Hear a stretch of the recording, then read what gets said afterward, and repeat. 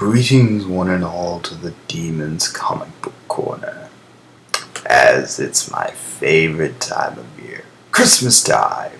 And of course this year we'll be starting things off by taking a look at the Tick Big Log Yule Holiday Special.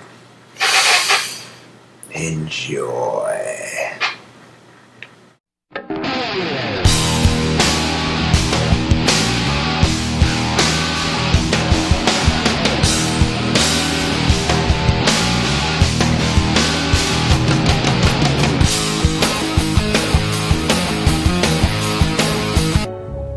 Chestnuts roasting on an open fire. The Tick started out as New England Comics newsletter mascot for their local chain of comic book stores in Boston in 1986 before it got its first comic book issue published in 1988. It was, of course, an absurdist parody of superheroes that eventually caught on in popularity and gained its own cartoon in 1994. So, yeah, for those of you who are familiar with One Punch Man, welcome to one of his many predecessors. The story begins with the Tick and Arthur getting an invite to a Christmas party in New York. Yeah, that's another thing that kind of makes this similar to One Punch Man. And as they work for an organization or an association of superheroes, which of course gave them an invitation to a Christmas party, which is kind of weird considering that, Arthur points this out, the Tick caused some ruckus at the last Christmas party they attended. Don't know why they'd want him back. Arthur objects to this, of course, trying to remind Tick of what happened at the last Christmas party they attended. See what I mean? Though we kinda don't get any details of what transpired. At least I don't remember reading any details.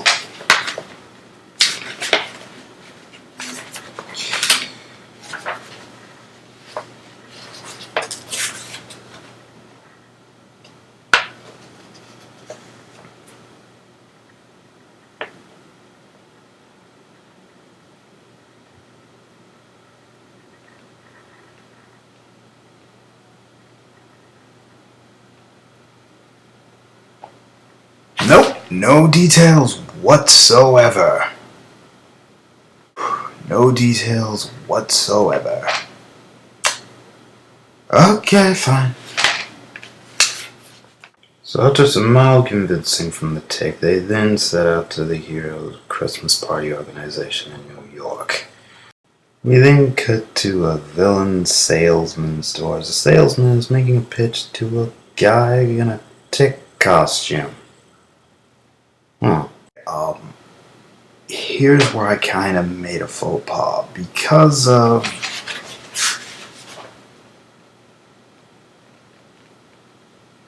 no narrative transition indicating that the time has passed. There's no narrative indication of meanwhile, elsewhere, at the same exact time, none of that. I kind of mistook this as, the Tick's origin.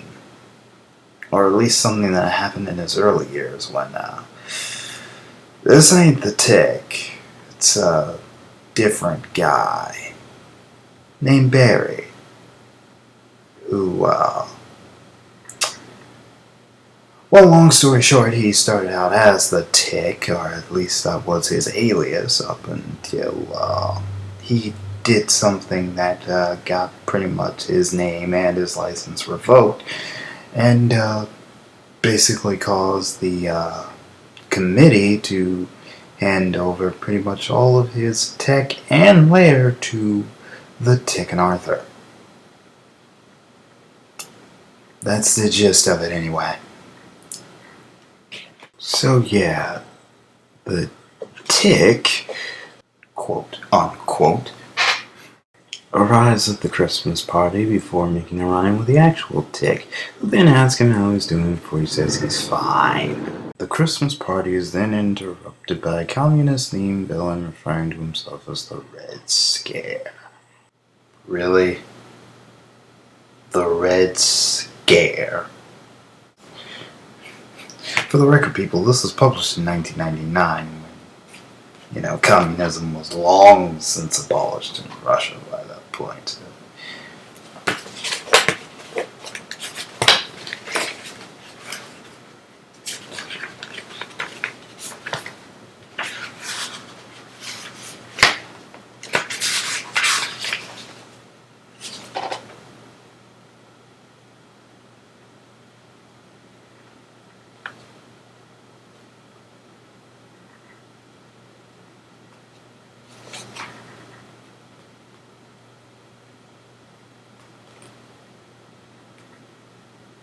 Oh, never mind.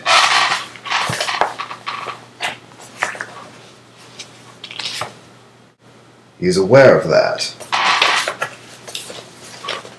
As you can clearly see here, he's proclaiming to be part of communist China as a means to correct himself. Oh Lord. Oh, this is nuts. So the Tick, excited that there's a supervillain afoot, decides to engage him and combat him with, well, the Christmas spirit. That's the Tick's weapon in this case. Well, it was of course due to suggestion by Arthur, who, didn't want him to ruin this year's Christmas party like he did last year's. So, I guess the Tick's a lot smarter than I remember. Go figure.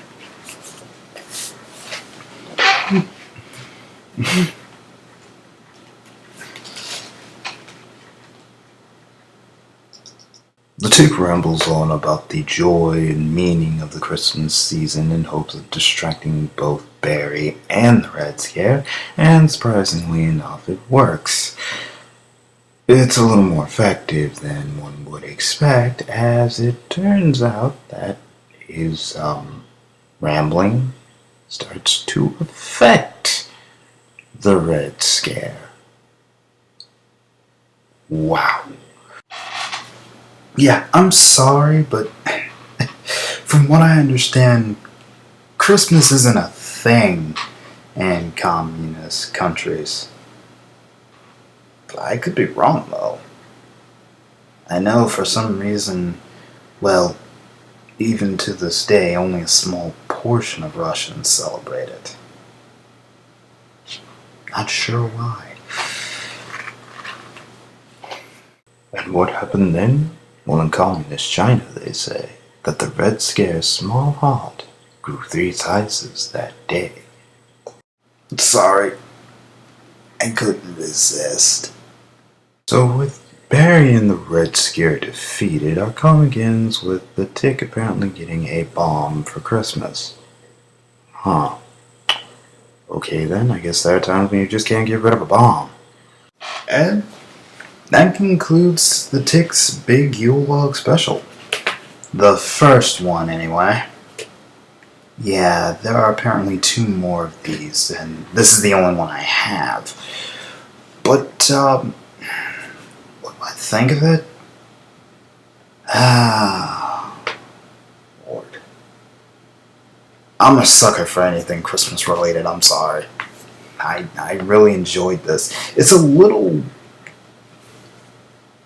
wordy in terms of dialogue. There is a lot of dialogue in this thing, and it's really long, but it's kind of a good read if you're into the whole Christmas thing, and I recommend checking it out. You can, of course, get it off of Amazon or mycomicbookshop.com. But with that aside, oh, one more thing before I leave. You see those long boxes behind me? That's how I found this. Those were donations of sorts from comic book shops. Ups to my dad. Yeah.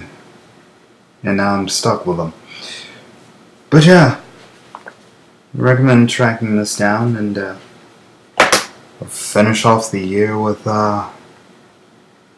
Chocolate Lover. Till next time. Although it's been said many times, many ways, Merry Christmas to